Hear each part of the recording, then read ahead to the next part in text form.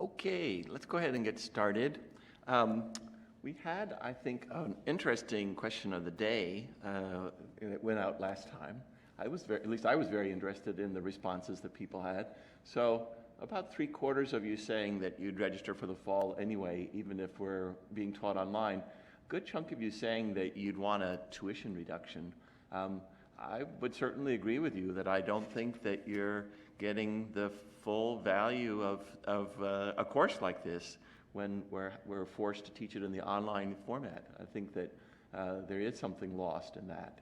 So it doesn't surprise me that some people would rethink it, and some people would rethink possibly not doing it at all. So that was a rather interesting result. Anyway, I found it interesting.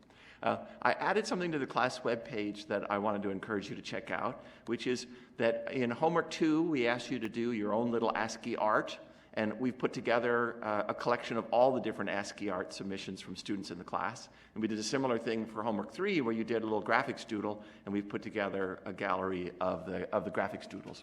And there's some really interesting stuff in there. So I looked through both of them all the way through because it was just very impressive. Some of you didn't spend that much time on it, which is fine. But some people spent, obviously, a fair amount of time and probably had some fun, getting that done. All right, today is an optional lecture. So this is the third time I've mentioned it to you. If it's the first time you're hearing it, then you don't have to listen to today's lecture if you don't want to. It's not something you'll be using in your homework assignments. It's not something that we normally would be having on exams for the regular 142, but we have an extra slot, lecture slot, and I thought this was an interesting thing to cover for people who are interested in seeing something a little more, a little different than what we've been doing. The nice thing about it is that in some sense, you can sit back and relax because, you're not going to be tested on any of this. You're not going to be required to use it. So you can just kind of sit back and enjoy, what you're able to understand from the different examples that we're going to do. So I wanted to begin by talking about the idea of there's a notion that we have in the study of programming languages, where we talk about the idea of first-class citizens of a programming language. I thought that was a very weird phrase, citizens, because we don't think of the programming language as having actual citizens in it. But that's the term that they tend to use. Some people will say first-class objects, but that tends to favor the people who are more object-oriented. But anyway, what is a first-class citizen of a programming language?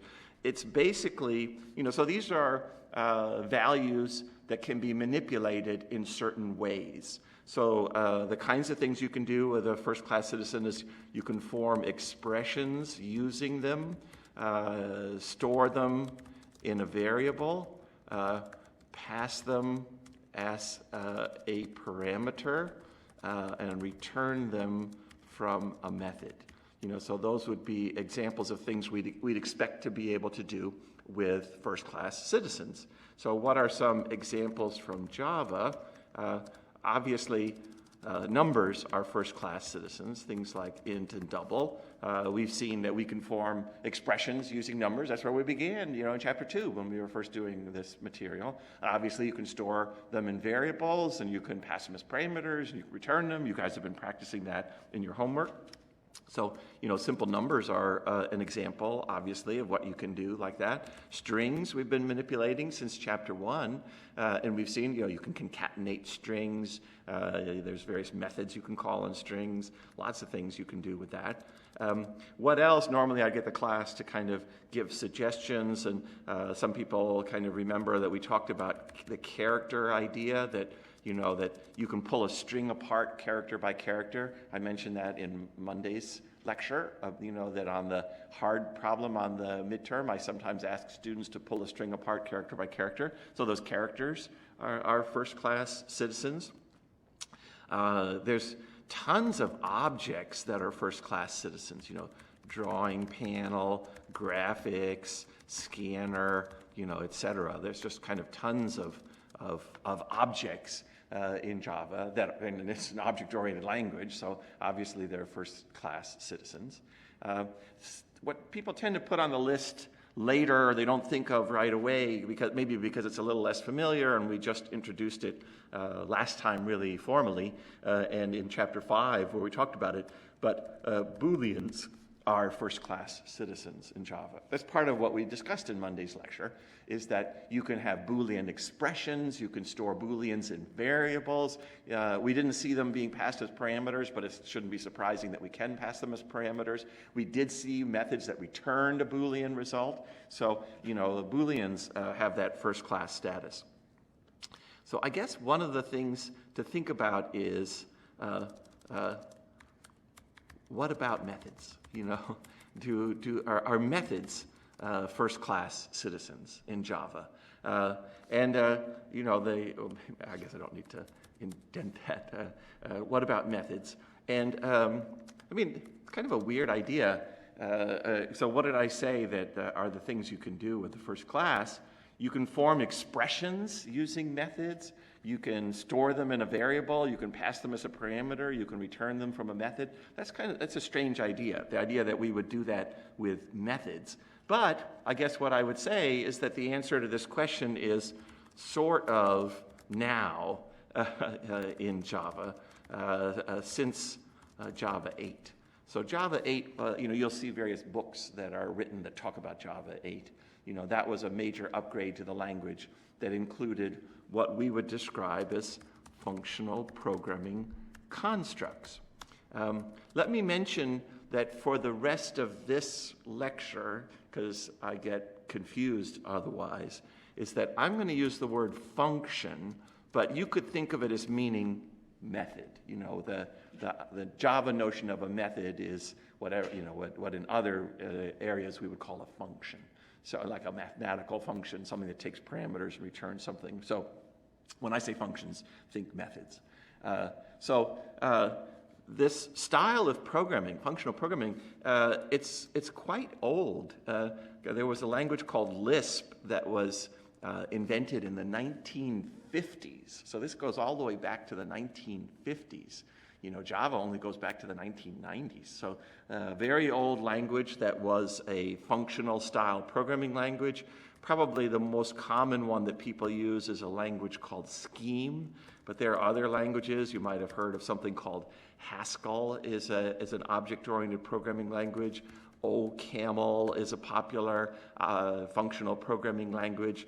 There's a language called Scala, which is an early attempt to combine Java with functional programming constructs. So Scala is like what I'm going to show you today, but it does it in a different way. So it's before there was Java 8, there was Scala. So lots of different languages.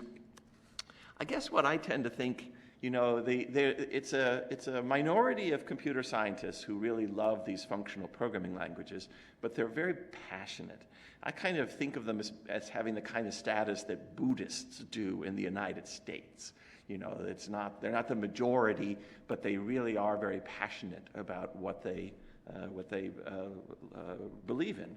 And so the functional community has been kind of very passionate, to push for it. In a way, they've kind of won because, other programming languages have functional constructs. So, now we're talking today about how this has been added to Java, but another good example is Python. Python is a language that people mostly use in a procedural style, what we've been practicing all quarter, but there are functional programming constructs that have been added to Python in order to kind of please the people who like functional programming. So anyway, this is something that is popular. It has some interesting ability to handle certain problems. I'm going to show you one thing that a lot of us in computer science find very interesting. I hope you'll find it interesting too. But anyway, let's kind of skip to an example. Now, I automatically have a problem because I want to talk about an array example, and we're not going to get to arrays until chapter 7. So, most often when I give this lecture, I'm doing it later in the quarter. Don't worry about it too much, though, because we're not going to do very much that looks like what we do with array-style programming.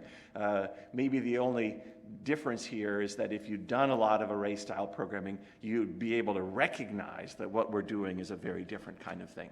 But we're not going to spend much time at all on the usual way of manipulating arrays.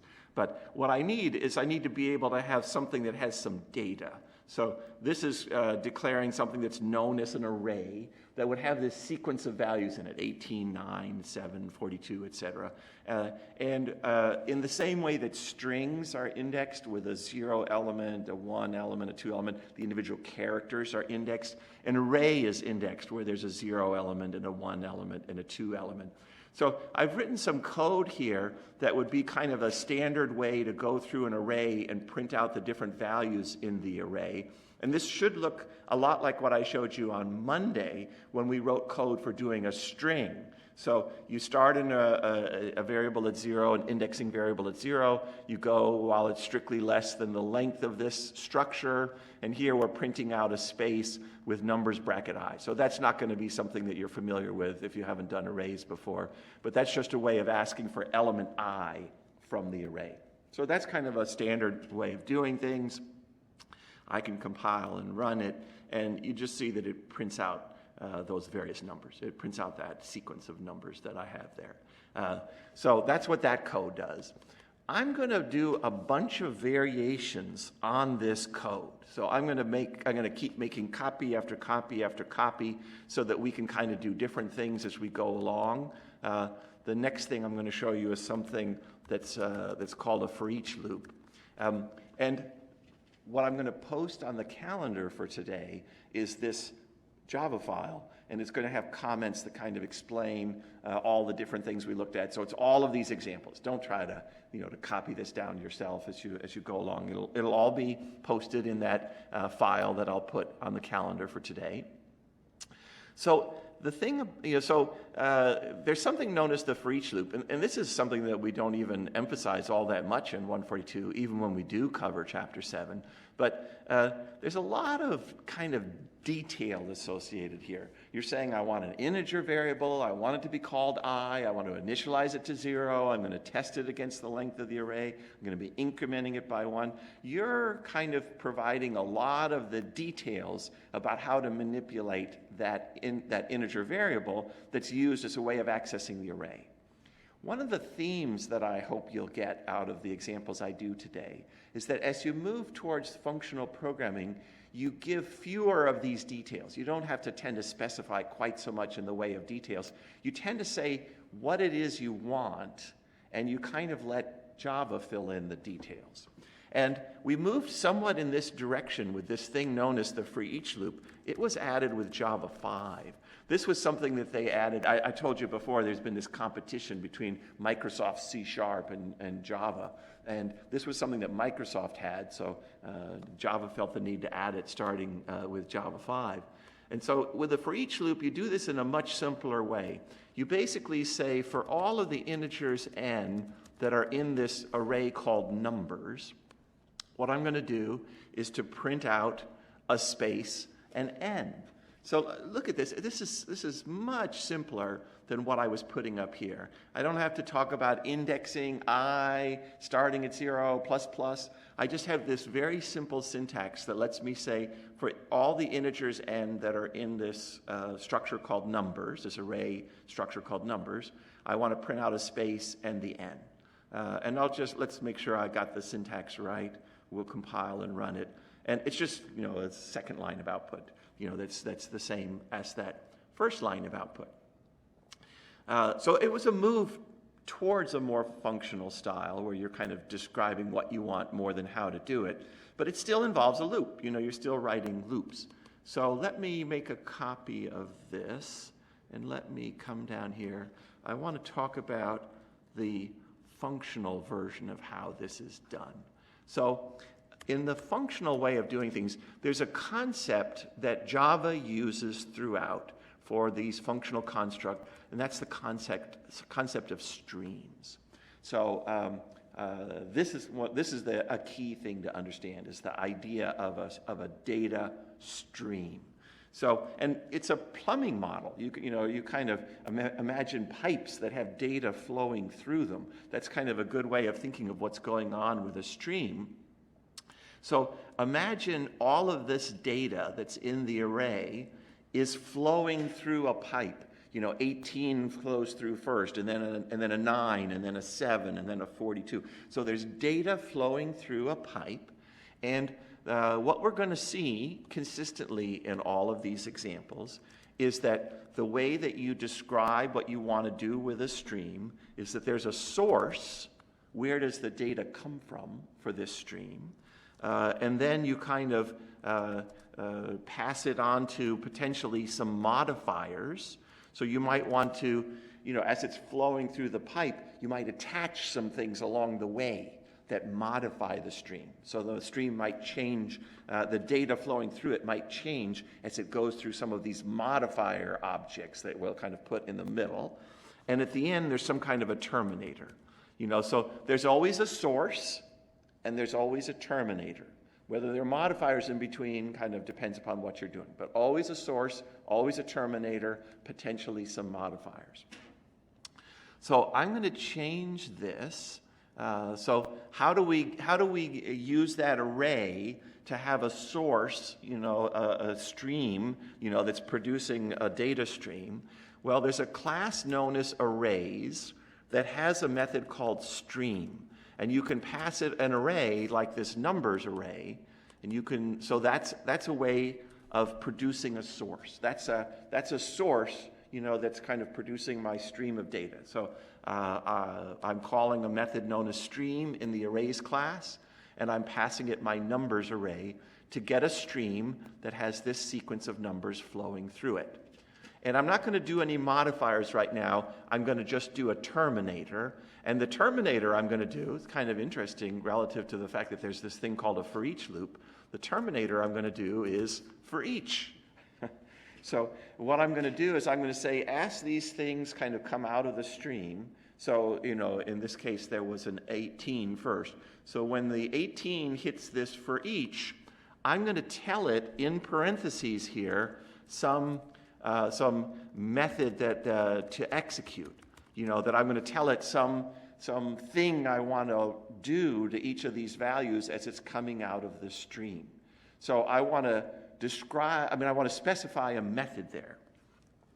Well, what if you were going to try to define a method in your class that said what to do with an n? So that's the thing we're doing, right? Is we're doing a system.out.print of a space and an n.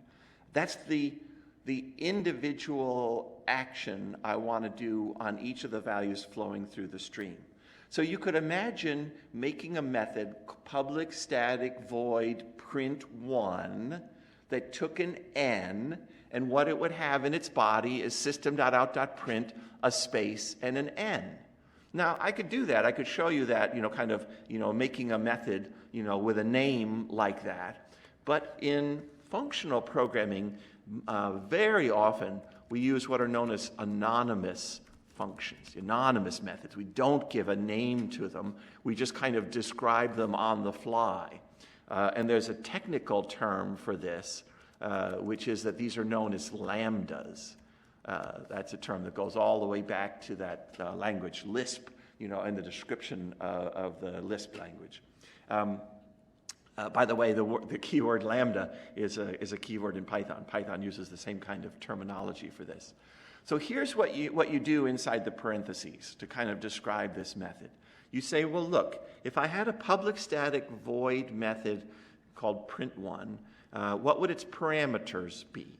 And so I just have a simple parameter n, and what would it do with that n? So I'm going to put a little thing that's supposed to look like an arrow, because this is kind of saying, given an n, here's what I'd want to do with that n, which is system.out.print that n with a space in front.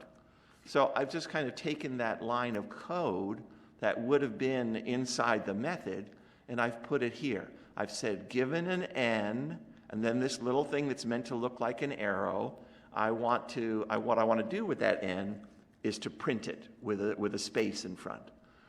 That's the line of code I'm going to give here. So I have a source for a stream, which is the array, and I have a terminator, which is that for each of these things that are flowing through the stream, I want to execute this line of code that prints with a space and an n.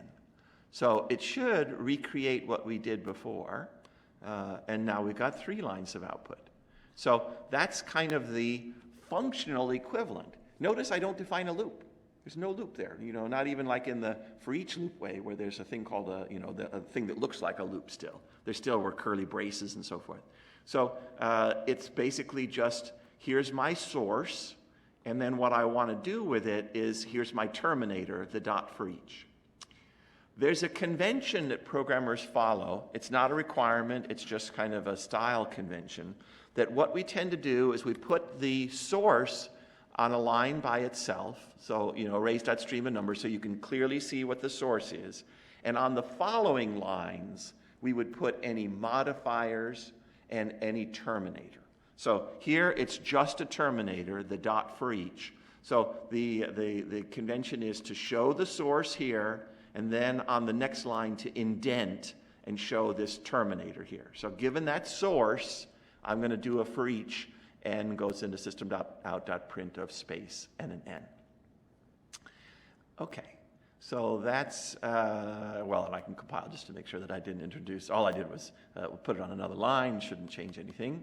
So let me make a copy of this. And I'm going to kind of make this more and more complicated on purpose. I want to show you that you can do some interesting things. So what this is doing is it's printing everything, right? So if we look at the output, it's printing all the numbers. What if you only wanted to print the even numbers? What if you didn't want to print the odd numbers that come out? So what if you only wanted to print even numbers? So it's a different task. What would you do? Well, so if you were writing this, as a program, some kind of an if it's even, then we would do something, maybe, whatever, maybe we don't do something if we don't, so that would be kind of what we've been teaching you. That's the style of programming we've been teaching you. This is a very different way of thinking, this style of programming. I mean, and really, I think the good thing about today's lecture is that I hope it stretches your mind a little bit, that you realize that programming can be very different than what we're teaching you in Java. It's good to know that, even if you don't necessarily know those other styles of programming. It's just good to know that the world is bigger than you might have thought it was, that there's kind of some interesting other ways of doing things. What I'm going to do is I'm going to introduce a modifier. So this is the source of the stream is the same, the terminator is the same that we're printing it. So I get things from the array, I'm going to print them out when I'm done. But along the way, I want them to flow through a modifier that gets me just even numbers. When you think of water flowing through a pipe, the water might have stuff in it that you don't want to have, flow through. What do you do in a plumbing situation to kind of stop, say, maybe there's stuff in there like pebbles or rocks or something, and you don't want that to flow through the pipe? Well, what you introduce is a filter. And that's actually the name that we use in Java. We call it a filter. That's a standard name in functional programming, is the idea of a filter. And so values will flow into this filter, but not all of them will flow out. Some will flow in, all will flow in, but only some will flow out. And so what would you do if it was an if, you'd have some kind of a test. But I was talking in Monday's lecture about the idea of methods that have a Boolean return. Given something, they return a Boolean, a true or a false. I kind of quickly at the end showed you that there was an isLeap method that I introduced in that days program that told you whether something was a leap year. Well, here, if I was going to write a method, public static Boolean, is even, I would give it an n, and I would return something that tells me whether or not n is even. So what's kind of the test that would tell me whether or not n is even? N mod 2 equals 0. That tells me whether or not something's an even number. Stuart loves mod. We've talked about this kind of thing before. So I start with a source, and now I have one modifier. I'm filtering to get just even numbers. Only even numbers are going to make it through that filter, because they're the only ones that are going to evaluate to true when you ask whether n mod 2 is equal to 0. So we can try compiling and running that version of it. And notice now, like the 9 and the 7 are not there, and the 3. So it's a much shorter list than it was. a second ago. Okay. And again, I'm purposely kind of going to make this a somewhat complicated, a more and more complicated example, just to show you the power of what you can do with something like this. So I'm going to add another modifier inside of here. What if you wanted the sorted even numbers? So I'm going to add another little modifier in here, and the modifier I'm going to add is sort. So this is a predefined modifier for streams of this type, and this would be a common way of doing something like this. So it flows into the filter, only even numbers flow out. All those numbers flow into the sort modifier, and they come out of the sort modifier in sorted order. So it's a kind of a special little thing that again, it's a plumbing model. It's like I detach the pipes and insert some new thing in there, some new modifier that things flow through. And by flowing through the sort modifier, things are going to come out in sorted order. Dot sorted. I'm thinking a procedural style where it's a command that I want to sort. Actually, it's a good example of where I'm very much in the mindset of action-oriented procedures, where you sort. But sorted is more of a description of the state you want it to be in. I want it to be sorted, but I'm not going to tell you how to do the sorting. So actually, it's not. Let me just compile again one more time. So I actually remembered it wrong. I forgot that it's sorted, not sort. And there you can see, the numbers now are in sorted order. But notice now I got 3 8s, so there's kind of multiple copies of an 8. Well, what if I didn't like that? What if I wanted to have the numbers, be distinct so that I don't have any duplicates? So what if I wanted the sorted distinct even numbers? So what I could do is I could filter, on the n is n mod 2. I can then say that I want the sorted list, and I can ask for distinct, which is basically I don't want all of them. I want you to get rid of duplicates. And so notice now there's only 1 8. So you can see I can just kind of add more and more and more and more modifiers. So a lot of programming and functional programming becomes a matter of figuring out how to do these modifiers. I mean, this is all new, so it's not so obvious, how you get a source and how these terminators work. That would take a little while to get used to. But I'm letting you know that once you get past that hurdle, if you did some actual practice with this for a while, you get used to the source and the terminator, and kind of all the action then tends to be in these modifiers, things you do in between. Well, I'll give you just one more example of all of this. What if you wanted to be able to see not the sorted distinct even numbers, but the squares of the sorted distinct even numbers from that list? So what if you wanted to filter to get evens, put them in sorted order, make them distinct, but now what you want to be printing is you want to print their squares, not the numbers themselves. So instead of printing an 8, you want to print a 64. Instead of printing a 12, you want to print a 144. So you want to print the squares. Well, there's a way to do that too. There's a modifier known as map. I kind of wish that map had the name apply. That's probably a better verb in English to kind of talk about what we're going to do. Because the thing is, we want to apply a certain function, a certain mathematical transformation to each of the values in this sequence. But map is the traditional name that's used for this in functional programming. It's like the mathematical notion of a function mapping a value. This value gets mapped into that value. So an n gets mapped into n squared. That's the idea of mapping. And so what I'm going to say is, given an n, I want to replace it with n times n. So given some, if I was writing a little method, I'd have a public static square method, that returns an int, and it would take a parameter n, and it would return n times n. And so this is going to apply that transformation to each value in the stream. So 8 flows into the box and 64 flows out. 12 flows in, 144 flows out. So you can kind of do a mathematical operation on everything in the stream. So the squares of the sorted distinct, here's the sum of the squares of the sorted distinct even numbers. All right.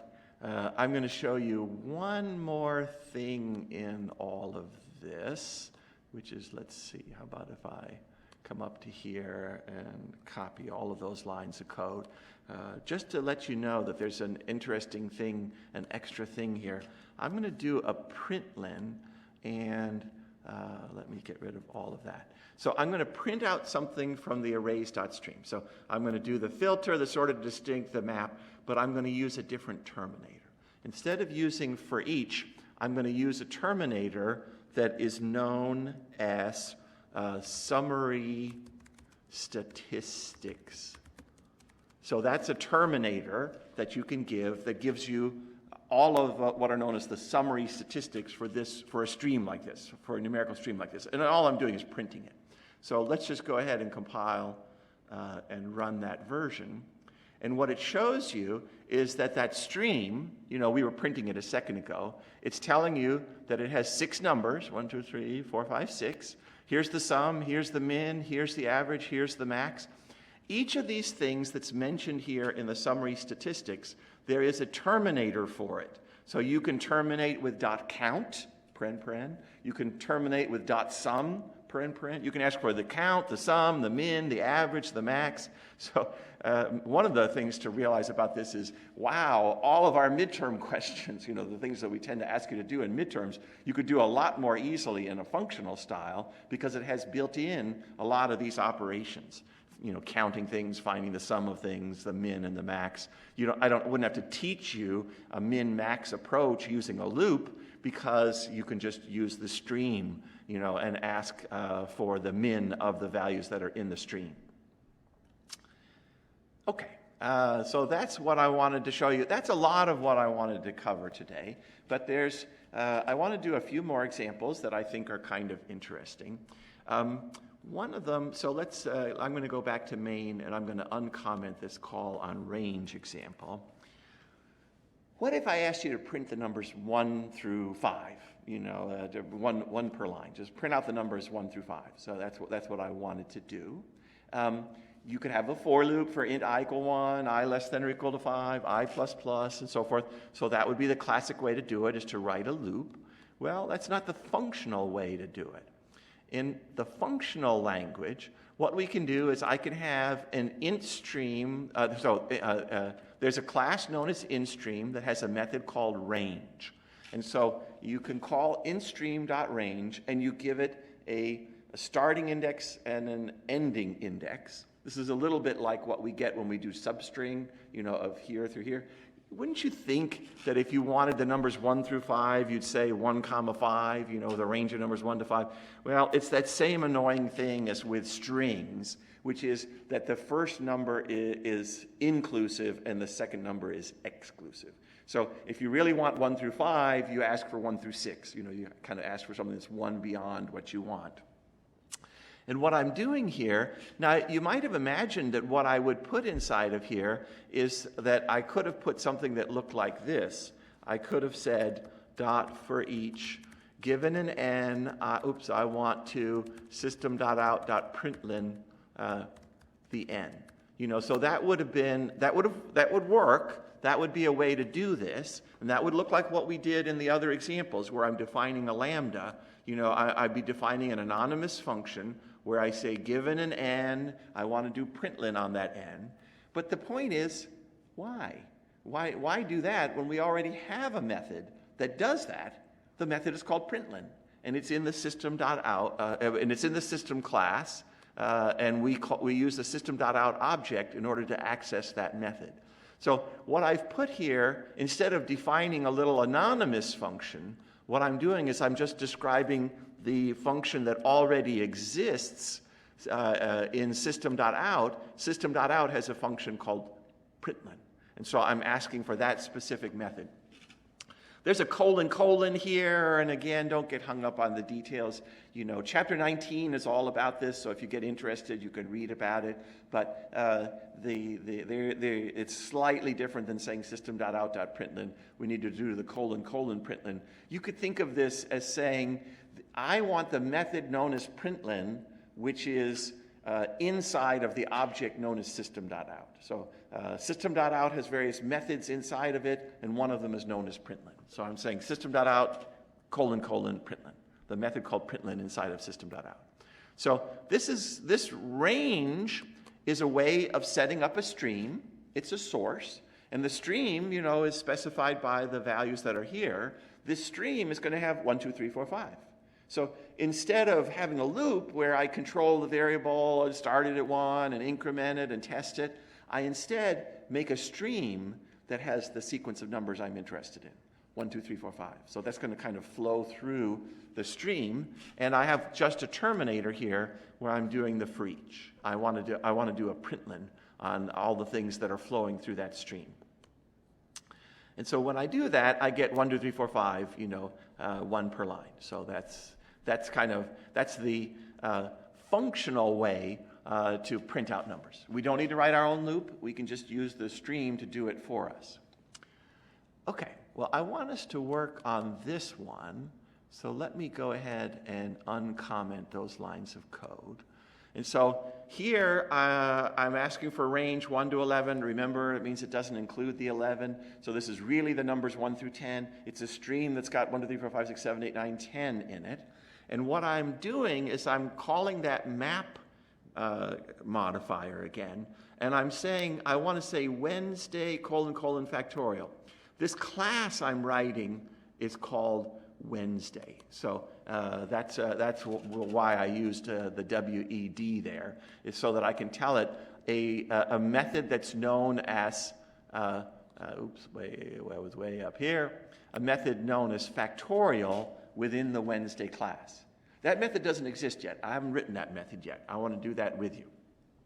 So what I'm trying to do is I'm trying to form the stream 1 through 10, and then I'm trying to turn those numbers into their factorial.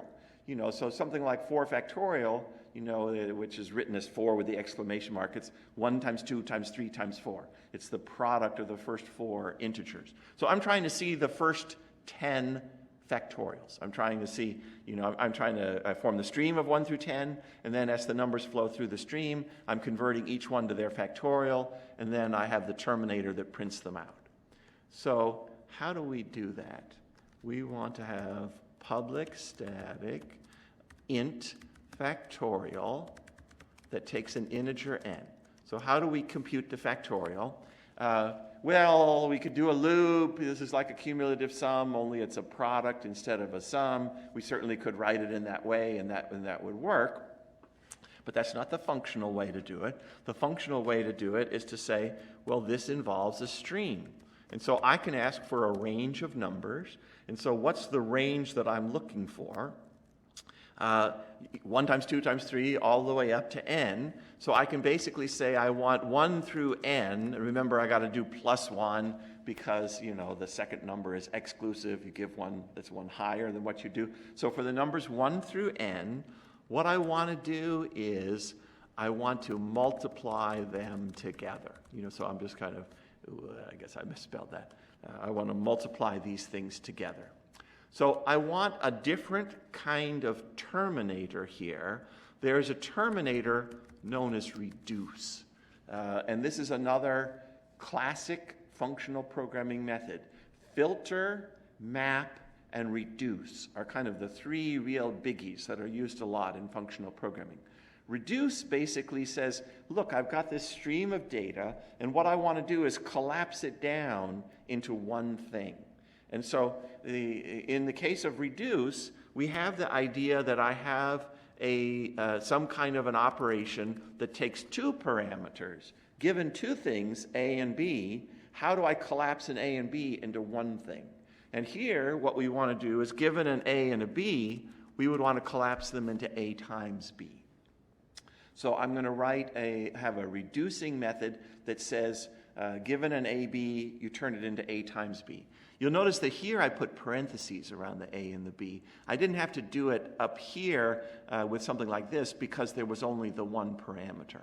But when there's the two parameters, I have to kind of say that there's two of them involved. And I want to collapse the two numbers into one.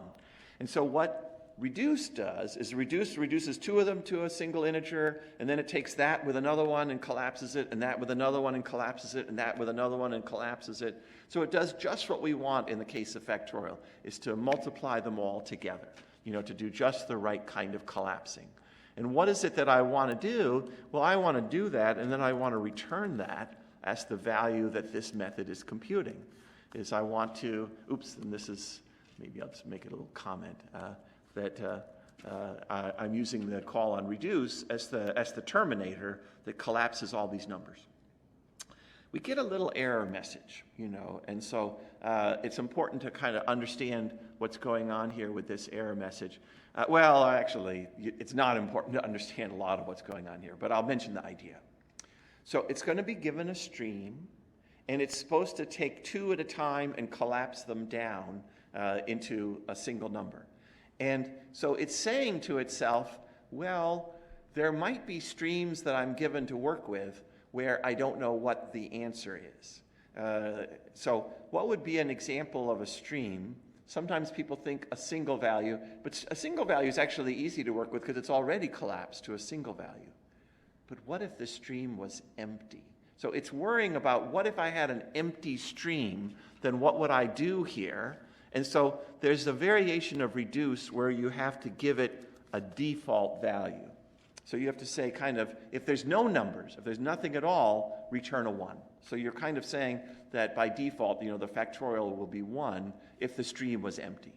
So that's a little kind of a minor point about reduce, not something that you have to understand really well. But let's see what happens. So let me take a look. So, that was our printing out the numbers 1 through 5. And now it should be printing out the factorials. So 1 factorial is 1, 2 factorial is 2, 3 factorial is 6, 4 factorial is 24, 5 factorial is 120, and so on. So it seems to be working, that it's giving us our factorials. All right, I want to write a more interesting one, which is something that will tell us whether a number is prime. So I'm going to do a similar kind of thing for the numbers 1 through 25. Remember, you give the number 1 higher. I'm going to filter on primes, which of these things are primes, and then I'm going to print them out. So this one is complicated enough that I don't think you don't want to do a lambda, that it's nice to have a little Boolean is prime. Right now, it just says return, return true. So it's, it's kind of always returning true. That's not what we want to do. How do you know if something is prime? And boy, do I miss the audience today, because this is one where it's really helpful to have people around to think through, well, what do we think of as a prime number? It has to do with its factors, how many things go evenly into it. And one of the things that I'll usually do is I'll ask, what's the mathematical definition? How do the mathematicians define what a prime number is? And I usually get someone who will tell me that they'll say that a prime number is one whose factors are 1 and n, that there's just two factors to it, one and itself. So what are the potential factors? What are the potential numbers that go into a number? I can ask for int stream dot range of numbers 1 through n plus 1, because 1 could be a factor all the way up to n, and we'd say n plus 1 to get up to n. So those are all the potential factors of it. How do we get the ones that are actually factors? Well, not everything should qualify. Only some things qualify. So we want to do a filter. We want to filter things. And now I don't want to use an n here, because if I used an n here, I wouldn't be able to use the n that's there. So I'm going to say m. Given a parameter m, how would you know that m is a factor of n? Well, that means that m goes evenly into n. So that would be like if n was 12 and m was 3. How do I know that 3 goes evenly into 12? And it's because n mod m is equal to 0. It divides evenly. That when you divide, you don't get any remainder. So that should filter to give me just the factors. And what's the key property that primes have? They have exactly 2 factors. I mean, 1 will always be a factor, n will always be a factor, so you're always going to have at least 2 factors, but you want to know that it has exactly 2. So what do I want to do? I'm going to say dot count. That was a terminator I mentioned before when I showed you the summary statistics, that you can ask for any of those summary statistics, the max, the min, the count, the sum. So I can ask for the count, and I can see whether it equals 2. That's what a prime number is. A prime number is something that when you count how many factors it has, so you reduce to the factors, you count them, you find that there's exactly 2 of them. That's what a prime is. That's kind of a mathematical definition of what a prime is. This is not the most efficient way to compute it, but it should work. Let's take a look. So we've got, it's saying that the primes between 1 and 25 are 2, 3, 5, 7, etc., up to 23. Seems to be working. It's computing the primes. So this lets me show you, there's one last, a couple examples I want to show you. I want to show you this little primes example. So let me tell you what's going on with the primes example. So I have a method here, primes example, that's 3 different times just to get some different readings of this. I go up to, I think that's 20,000, and I'm going to, so I'm going to print the sum of the numbers, what print sum does. Print sum is that it filters on just primes. So it's going to find the sum of all the primes in that range. So that's what I'm doing, is I'm basically going through all of those numbers, asking for prime numbers, and adding them up. That takes a little while. Notice the 1.404, 1.306, 1.301. So I did it 3 times just to kind of show you. That was adding up the sum of the primes between 1 and 20,000. That's what this code right here did. Now I'm going to make a copy of that code, and I'm going to paste it. And I'm going to do the exact same thing, but I'm going to add a modifier to the stream. I'm going to say dot parallel. So this is an extra modifier that can be added to a stream. What I'm saying in this case is I don't mind if you do the computation in parallel. So it's going to have the kind of the slow one for the first computation. Look at these numbers. It's running about twice as fast as it was before. Why? And that's just because I threw in the word dot parallel. I threw that in as a modifier. This is actually where the functional programming is having a non-trivial payoff, is that it's making code run twice as fast. And you could kind of, if you wanted to understand why, I can ask about this Mac, and if I do a system report, it'll mention that the total number of cores that my Macintosh has is 2. When I say that it can do the computation in parallel, it's using both cores, and that's why it runs twice as fast. So this is, it turns out that these operations, map, filter, and reduce, are operations that are easily parallelized. That they can be done in parallel, and you'll get the same kind of answer. Well, in a lot of cases, not in all cases, but in a lot of cases. So this is a kind of a why do we care? In fact, what I'm going to do today is I'm going to include a link to a talk that you might find interesting, because Google uses these ideas to speed up their computations, to have kind of massive computations being done in parallel by thousands of machines at a time that are doing some parallel computation. Their system is called map reduce, so mapping and reducing, so that's this is something that's used in industry, the outside of Google, there's a thing called Hadoop that's a very popular version that people use. We only got a minute left, so I just wanted to end with one little example here to point out, you might say, well, why is Java being stupid enough not to use both of my cores already? Well, sometimes it matters. I mean, here's, I'm kind of going back to a range example where I'm printing the numbers 1 through 20. Not surprisingly, it prints 1 through 20. That's what it did before. But what if I did that same thing and I said to it, I don't mind if you do it in parallel. So, that's a modifier I give before I get to the terminator, the for each terminator. Well, I'll show you what happens when I run this. Look at the order that the numbers came out in. They're all jumbled. Well, that's not surprising. I told it. So here the numbers were in order because I didn't say you could do parallel. Here I said you're allowed to do parallel, and if you're allowed to, well then different processors are processing different numbers at different times. So this may not be what you want. I mean, I think you'd be really confused if Java behaved this way, if this was the kind of output you got when you ran a simple for loop. So it's often the case that you don't want to run things in parallel. So it is appropriate that Java kind of makes you tell it when is it okay to do things in parallel and when is it not, because otherwise it leads to these weird, things that seem weird to us when we run them. Anyway, that's the lecture for today. I hope you enjoyed some of that, and we'll be back to real material, this time from chapter 6, starting in Friday's lecture. I'll see you then.